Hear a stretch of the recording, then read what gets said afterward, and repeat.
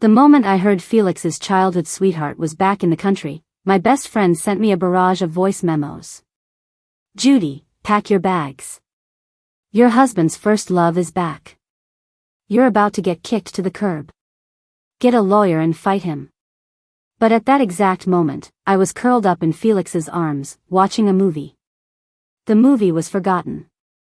I pried his hands off my waist. They're saying you're going to divorce me.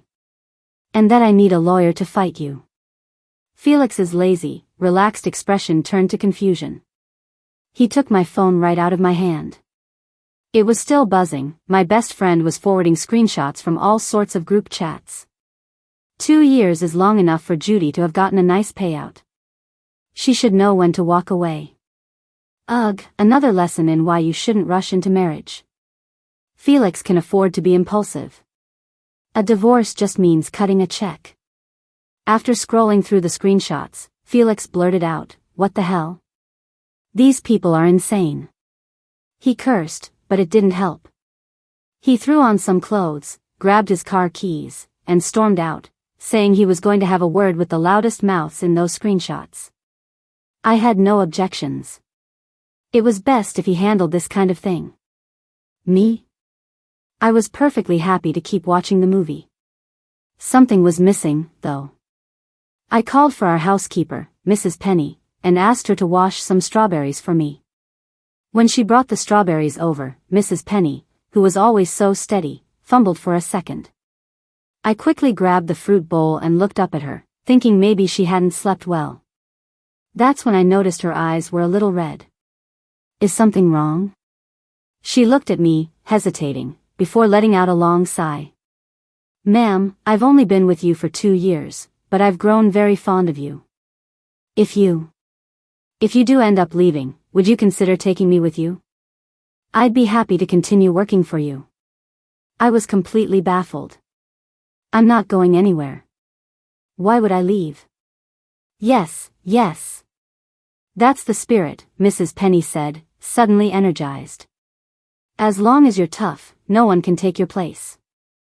I blinked, realizing that in the time it took to watch a movie, I'd somehow become disconnected from the rest of the world. Just then, my best friend, Annie, called me directly. Judy, I just told you to get a lawyer, right? What about me? I'm on your side, you can trust me. By the way, did you sign a prenup? Even if you did, it's fine. I can work some magic. We might have an angle, especially since your husband is the one at fault here. I listened in silence for a moment before saying, switch to video. A face-to-face consultation? You got it. But when the video connected, she didn't see my face, just my right hand picking at the fruit. Annie was confused. Your fingers are all there. What's up? I spread my palm open. See this rock? It's custom. 7 figures. My husband just gave it to me yesterday. Does that look like a man who's about to file for divorce? Annie nodded. I see. So, the defendant is currently making compensatory gestures, is that it? It's not compensation. He buys me things all the time. Judy, I understand how you feel, but the past is the past. Things are different now. You can't keep living in denial. I took a deep breath. And ended the video call. Finally, some peace and quiet. But I had a feeling this was far from over. It's no wonder everyone was freaking out. Felix and today's leading lady, Violet, were once seen as the perfect couple, a match made in heaven. They were childhood sweethearts. Their families had even arranged for them to be married. If Violet hadn't insisted on going abroad indefinitely to pursue her art career, breaking off the engagement, their marriage would have been a done deal. She had been successful, too, and was now quite famous in the international art world. As brilliant as she was, the society circles were still full of legends about her, even after all this time. So when the news of my marriage to Felix broke, a lot of people were shocked. Partly because their golden couple had been broken up, but also because my family background and reputation weren't exactly up to par. My family owned a decent factory. We had some money and had seen a bit of the world, but not much. So the story was that as soon as I saw a catch like Felix, I latched on and refused to let go. That's how people talked about me. It's a bit of an exaggeration, but it's true. I pursued Felix. And not in the gentle, caring way. I went straight to his company to make my presence known, starting as a gopher in the executive office. By day, I collected a paycheck from him. By night, I went after the man himself. I was getting a 2-for-1 deal. I was even the one who confessed, after dragging him up a mountain where the altitude sickness made his brain a little fuzzy. So, the narrative shifted from a power couple storyline with Violet to a cheesy 99 Days with the CEO romance novel plot. Who wouldn't feel a little let down? Even though Felix explained several times that we were just a normal couple, nobody believed him. In the end, everyone came to a consensus. Felix only married me as a ploy to force Violet to come back. What a noble sacrifice. Some of these rumors eventually reached me. But since our marriage was so happy, I never paid them much mind. But with Violet's return, the rumors were gaining momentum. His company was in a critical growth phase, and as CEO, he didn't need a scandal right now.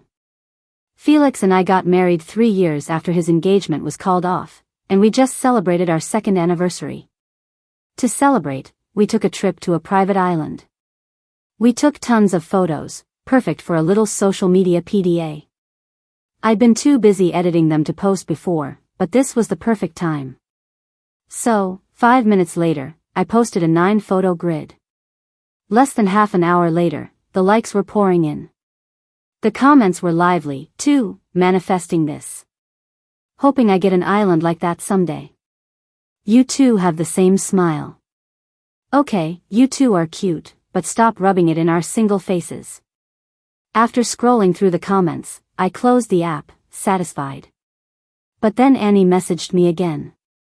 Judy, don't get ahead of yourself. What now? Annie sent over a few more screenshots. Same old gossip, but they'd updated their talking points. They were saying I was insecure, which is why I was desperately trying to put up a front on social media. It was both funny and infuriating. Then another thought struck me.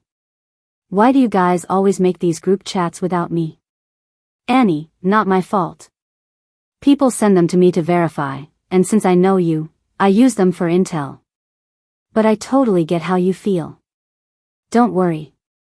Actually, I was just thinking, maybe I'm pushing you too hard. You should probably take some time to process things yourself. About this Violet woman. Neither of us has met her, but we will eventually. We'll just have to play it by ear. Even though I still couldn't follow Annie's train of thought, I could tell she was worried about me, and for a moment, I was touched. If only she hadn't sent me a message half an hour later saying, "Oh my God, I was just meeting a client and ran into Violet. She's so elegant." No wonder the defendant is acting up. I think my smile would have lasted a little longer. Now, I just sighed. Violet. I'd heard about her a long time ago. Felix had mentioned her. He said he once had an arranged marriage. Later, when he was more independent, he called off the engagement.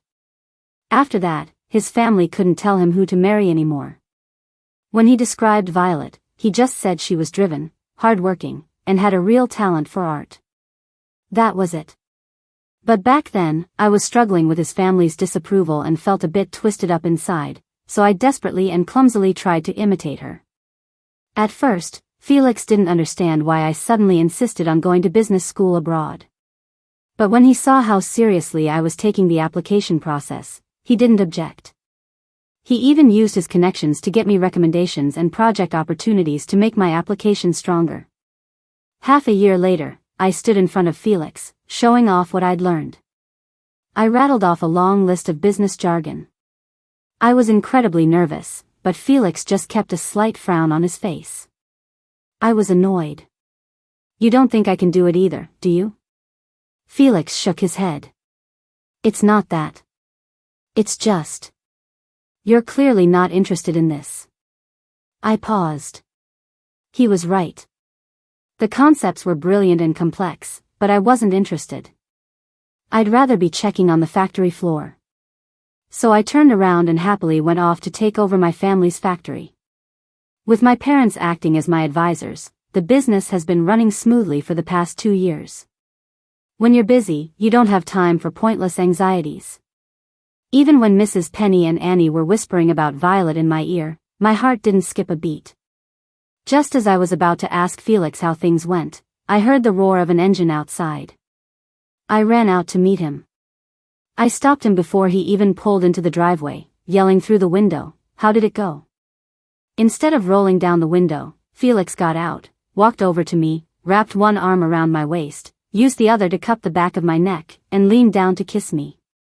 When we broke apart, I grumbled, "Hey, what if someone sees?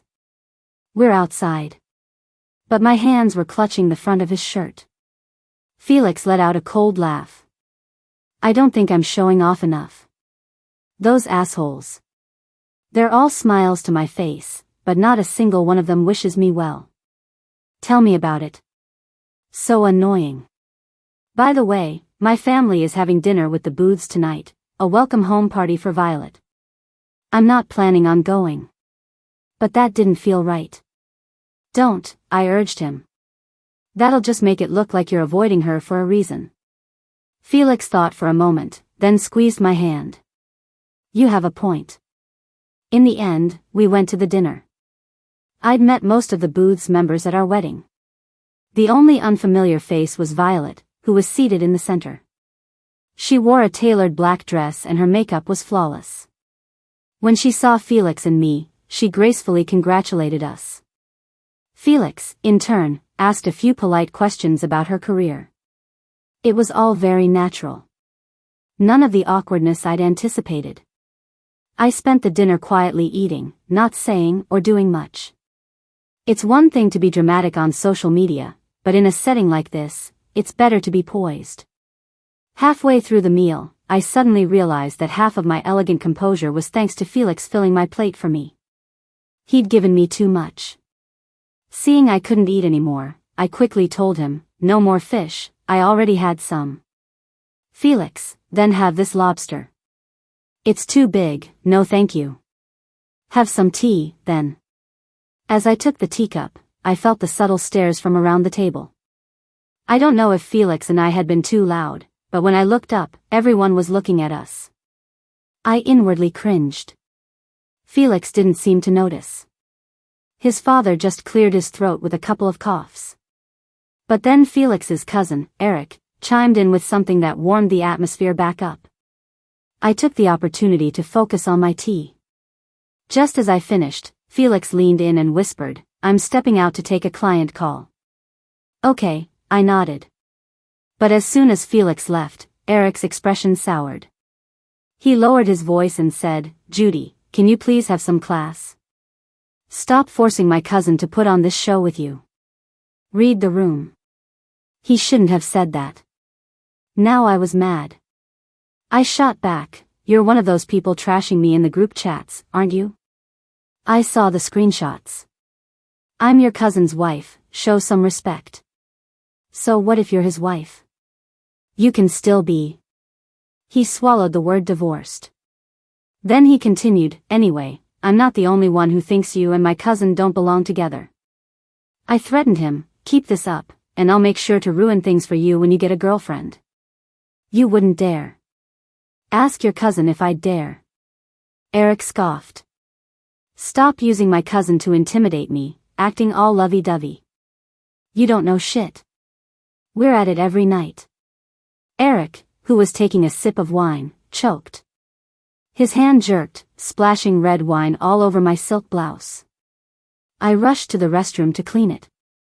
But the stain had already set into the fabric and wouldn't come out. "Judy?" A soft voice came from behind me. I turned around. It was Violet. The moment our eyes met, my brain made a strange connection. 5 minutes later, we were both squatting in a corner of the small garden outside the banquet hall. Violet exhaled a frustrated cloud of smoke. "I've heard about all that nonsense going around," she said. "Sorry you two have had to deal with it." I was honest. It didn't really have much to do with her. People just didn't like me and were looking for an excuse to vent. If it wasn't her return, it would have been something else. Violet frowned, confused. Why? Is it because they don't know you? I smiled, my tone certain. Yes. They don't know me at all. Violet paused, then laughed, a little surprised. I need to tell them to knock it off, too. Things feel so formal between Felix and me now that I'm back. He wasn't always this serious, you know. Especially when he was a teenager, he used to. Violet suddenly stopped. Because she met my wide-eyed stare. What's wrong? I apologized and told her that hearing about those things made me a little jealous. After all, I met Felix much later in his life. That's what I told Violet. But there was another reason. Felix hates it when people talk about his embarrassing teenage years. Even if he wasn't here, I wasn't going to use his past as conversational fodder to get closer to someone. Violet didn't seem to mind my comment about being jealous. She smiled, stubbed out her cigarette in the dirt, and headed back to the banquet hall, leaving me with a see you around. Just then, Felix called, asking where I was. I told him my clothes were dirty, so he told me to meet him at the car. But after searching the car, neither of us could find a spare dress. So he just took off his own jacket and told me to wear it. He was dressed formally today. Beneath his suit jacket was a tie, shirt, tie clip, and even sleeve garters. The garter on his left arm was especially eye-catching, cinched tightly and neatly around his bicep. I couldn't help but stare. Okay, I stared a lot. Felix knew exactly what he was doing. What are you daydreaming about? I pointed at the sleeve garter. Loosen it for me. Finally, I had an excuse to touch it. But I couldn't get it right, no matter how much I fumbled. Felix chuckled. Put some muscle into it, Judy. Don't try to fool me. That's not how you do it. I watched a tutorial. As I was rambling, Felix suddenly put a hand on my shoulder and stepped past me. I thought he was annoyed with me, but when I turned, I saw my mother-in-law. She's usually quite stern, and I'm a little scared of her. But this time, she was speaking to Felix. The company is at a critical stage. You need to be more careful. Felix frowned. Meaning? How many reckless things have you done just to spite Violet? Felix glanced at me, his eyes full of these are all common words but I don't understand the sentence kind of confusion. But his mother continued her lecture. Last time it was right at the front gate, even the tabloids were joking that you treat your driveway like your bedroom. Now you're all over each other out here. Where has your sense of propriety gone? Are you trying to make a spectacle of yourself? Felix just laughed, exasperated. How is being affectionate with my own wife spiting someone else? You and Violet came out here one after the other. I saw you. You're not a kid anymore. You can't just do whatever you want. Since you're married, you should settle down and build a good life with Judy. Felix looked completely exasperated. After a long pause, he stated the obvious. My wife just came out here too. My mother-in-law shot back without missing a beat. Let's not get into that right now. Me? Why not get into it? We should get into it. I'm the one he's having a secret rendezvous with. Wait, that doesn't sound right either. After a few seconds of thought, I seized the opportunity to tattle on Eric to my mother-in-law, explaining that he deliberately dirted my clothes, which is why Felix and I were out here in a mess. I'll talk to him. You and Felix should just go home and rest. The party's about to end anyway. My mother-in-law looked at me, her expression complicated, tinged with pity. As if I were some pathetic wife who had to resort to spilling things on her clothes just to get a moment of affection from her husband. For a moment, I had no idea how to clear up her misunderstanding. Whatever. I was getting tired. I couldn't be bothered. I obediently got into the passenger seat, and Felix and I drove home together. But I couldn't shake the feeling that we were sneaking around. In the days that followed, that feeling only grew stronger. This included Annie secretly sliding a manila folder my way. When I opened it, a stack of documents designed to help me win a massive divorce settlement spilled out. They were all over the table, and I didn't have time to hide them before Felix, home early from work, saw everything. Felix just chuckled coldly as he read. I thought he'd be furious, but instead, he grabbed a pen, sat down, and started meticulously marking up all the loopholes and weaknesses in her proposed strategy. If I used his revised documents, winning the settlement would be a sure thing. But Annie was visibly nervous. While Felix was looking down, she frantically texted me, "Wait, is your husband a lawyer? Is he going to have me whacked?" Before I could reply, Felix sat up straight and smiled at Annie. "Are you busy these days, Ms. Anderson?" Annie shook her head, breaking into a cold sweat. "I have a case for you, if you're not too busy." "Annie, actually, I am a little busy. The case is worth $20 million. Busy, but it's nothing I can't handle." "I'll take it." The turn of events was so sudden that all I could do was stare, dumbfounded. I was still trying to process it as Annie was leaving. "So, no more divorce case?" The next second, I heard Felix's deep voice. "Judy. Why don't you tell me who's getting a divorce?" I snapped back to reality with a jolt. Annie, however, was still dazed by the prospect of a huge case and had completely forgotten her original mission. But her gossip-loving heart was still beating. As I walked her out, she mentioned something about Violet. Her new art gallery was having some legal trouble, and she was looking for a lawyer, but she didn't want to involve her family, so she was getting anxious. I thought for a moment and said, "Hey, isn't your mentor an expert in this area?" Annie scoffed. "Stop right there. I'm not bothering my mentor for her." I just smiled and didn't say anything more. After that, Annie was quiet for a few days, too busy to offer her services as my divorce lawyer. But outside our little world, the storm hadn't passed. To maintain domestic stability, Felix's parents had recently started involving me in family matters, intentionally or not. They even dumped Eric at my little factory to build character after he got into some trouble. It really had nothing to do with me. I was just there to watch the drama unfold. But just as my aunt and uncle were about to blow a gasket over Eric, I happened to get a call from the factory saying they were short-staffed. When I hung up, everyone was staring at me. And just like that, the hot potato landed in my lap. But I wasn't intimidated. I'd been wanting to teach him a lesson anyway. I immediately put him on the ground floor, making him handle everything from procurement to logistics. Eric put up a fight at first. But his family had cut off his credit cards and frozen his assets.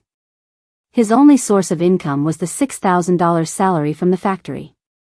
So he had no choice but to suck it up. But that didn't change his attitude toward me. He even picked a fight with me. "Judy, what's the point of slaving away at this dumpy factory? Its entire annual revenue is less than the pocket money my cousin gives you." I shot back, "It's a factory you couldn't run even if you wanted to."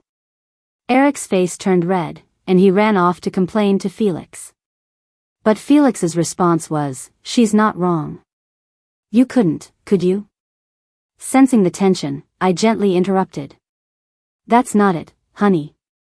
I was just teasing Eric. I didn't think he'd take it so seriously, and now you are too." Felix chuckled, not adding any fuel to the fire. He just propped his chin on his hand and watched my performance. Eric, as usual, gritted his teeth and said I was faking it. I didn't argue with him. I just smiled sweetly. But after a while of his antics getting him nowhere, Eric actually started to calm down. At least when he came to find me at the factory, it was about work. With a grand wave of my hand, I gave him a $500 raise. Not long after the raise, the factory suddenly got incredibly busy.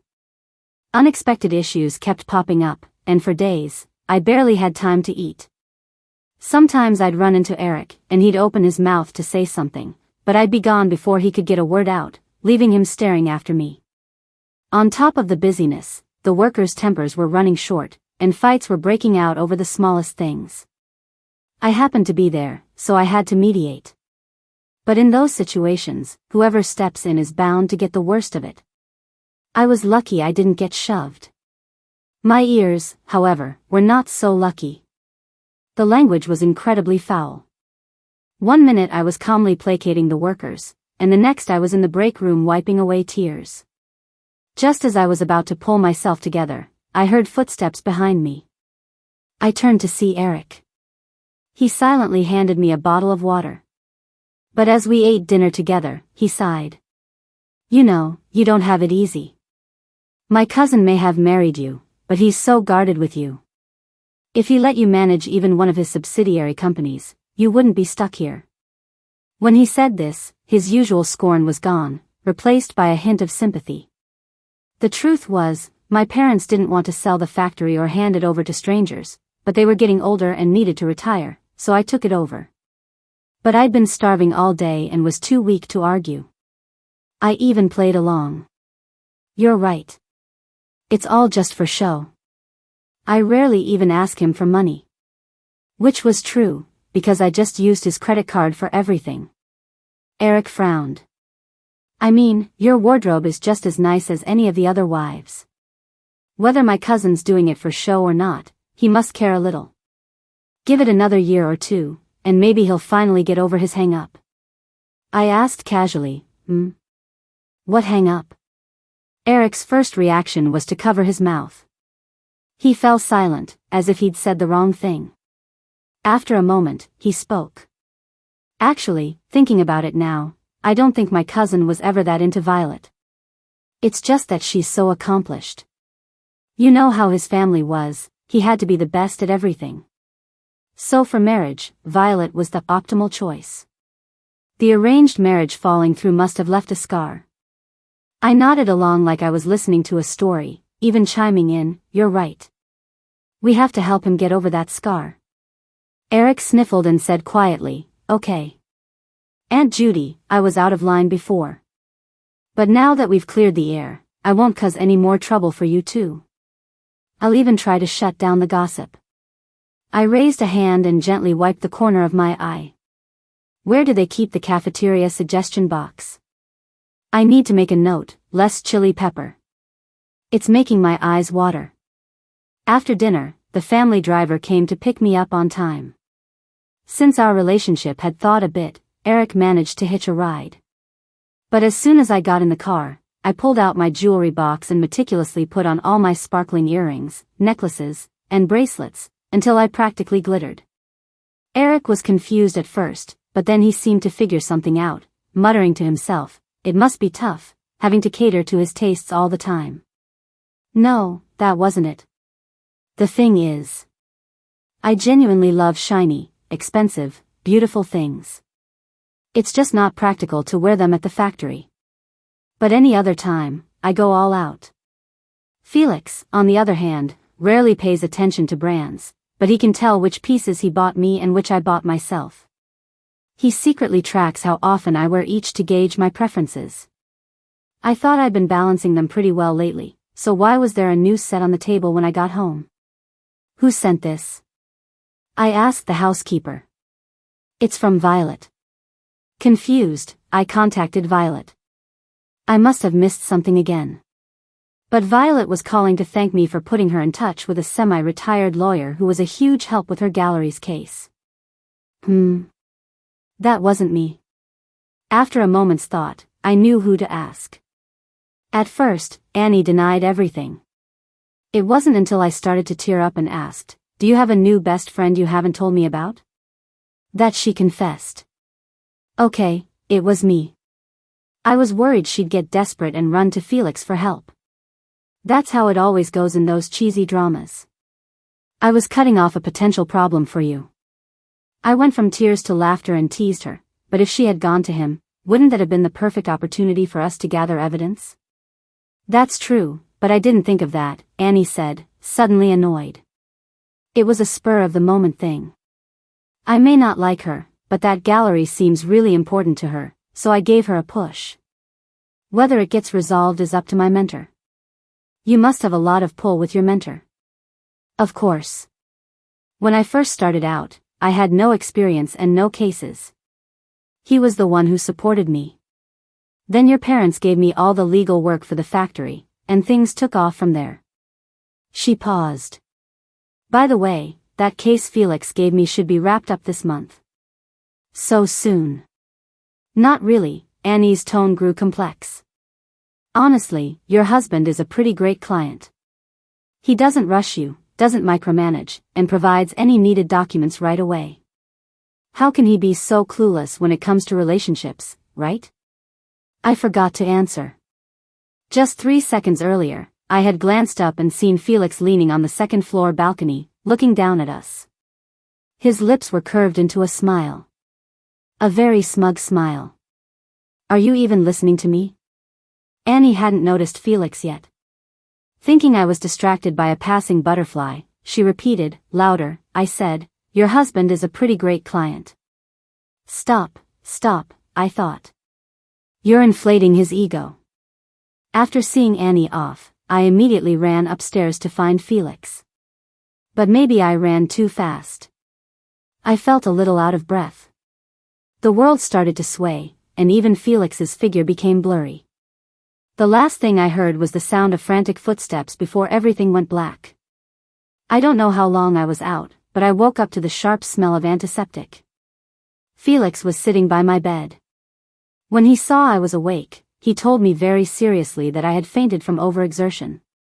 Therefore, he was immediately appointing a new manager to take over all factory operations. I instinctively refused. No. I can rest for a few days, but I can't just abandon the factory. Felix was losing his composure. Am I supposed to just stand by and watch you collapse a second time? I'll be careful, I promise. No. You have to hand it over. But no matter what, the factory will always be yours. I couldn't hold back a sob. This is too sudden, I choked out. I won't do it. Usually, the sight of my tears would make Felix give in instantly, but this time he was resolute. He turned his head, avoiding my gaze. Are you worried that if you're not running the factory, people will say you're completely dependent on me and all that other nonsense? You don't have to prove yourself a second time. He had it all wrong. Yes, that time I suddenly decided to study something I didn't like was because I was feeling insecure. But after that, I was certain I would never make that kind of mistake again. The choices I make now are all my own. Living with the person I love, doing the work I love. But Felix was too panicked to see it and was determined to argue with me about it. For the next 2 days, he didn't change his mind. So I ignored him all the way until I was discharged from the hospital. When we got home, I had Mrs. Penny prepare a separate bedroom for me. I was sleeping alone. This was our first Cold War since we got married. The atmosphere at home dropped to freezing. The irony was, when we were happy and in love, the divorce rumors were flying. But now that we were actually in the middle of a Cold War, the outside world had gone completely silent. When things get really serious, nobody wants to be the one who pushed it over the edge. But Violet, busy with her gallery opening, hadn't noticed the tension between Felix and me. So when her exhibition successfully launched, she invited us to attend together. I'd been cooped up at home for nearly a week recovering, so now I had a legitimate reason to get out, wear a new dress, and put on some new jewelry. I was thrilled. Even if Felix tried to stop me, it wouldn't have worked. But as I was going through my closet, Felix didn't try to stop me. Nor when I was picking out jewelry. He even waited by the door and reached for my hand as I walked past. But I pulled my hand away. Felix's hand hung in the air for a moment, but he didn't retract it. A stubborn look flashed in his eyes, and he swiftly grabbed my wrist. His grip wasn't tight, but it didn't allow for any struggle. I glared at him. But inside, I thought, he'll probably give in tonight. So I'll just keep up the act for now. For the moment, we had to go to the art exhibition like this. A lot of people were there today. Besides the usual socialites, even Annie was invited. Violet now knew who had connected her with the lawyer and was full of gratitude. But Annie had no interest in art. She just secretly calculated the prices of the paintings. After her mental math, she was astounded and wanted to talk to me about it, but when she saw me and Felix, she quickly backed away. Felix's current aura was cold enough to make ice. Good thing he didn't go to the office today, or he would have scared everyone away. But he couldn't be like this at an art exhibition. I dragged him into the VIP lounge, pushed him onto a sofa, and stood over him, trying to look intimidating. I ordered him to at least pretend everything was normal between us for the night. You think things have been weird between us these last few days? Felix looked up at me. And why do you think that is? Ugh, here he goes again. I don't remember how the bickering started, but by the time I realized our voices were getting loud, a crowd had gathered around us. There were relatives from Felix's family, as well as other friends. One by one, they rushed forward to pull us apart, all of them saying, come on, what's there to fight about between a husband and wife? Stop making a scene. Exactly. Felix, this must be your fault. You've been married long enough, you should know how to treat your wife. Nephew, you're being unreasonable. Apologize to Judy right now. Judy, don't take it to heart. You both just need to take a step back. Huh. This was a throwback to the old drama. Whatever. Fight fire with fire. But somehow, even though I was furious, the moment my eyes met Felix's, my brain short-circuited. I instantly transformed into a weeping, wronged wife. Did you hear that? It's all your fault. How could you betray me like this? Aren't you afraid I'll leave you? I was really committing to the bit. So committed I forgot where I was going with it. To my surprise, Felix played along. His lips turned down in a pout that was part fierce, part helpless, and he looked completely genuine. Judy, who said you could leave me? I'll haunt you for the rest of my life if I have to. Just then, a fashionably late Violet arrived on the scene. She dropped her prim facade, joined the fray, and tugged on Felix's arm, saying in a mock pouty voice, so it's true, Felix. You never really liked me. The onlookers were dumbfounded. Only a few people seemed to get it and tried even harder to mediate. All right, you two. There's nothing you can't work out. The fight's over, so let's move on.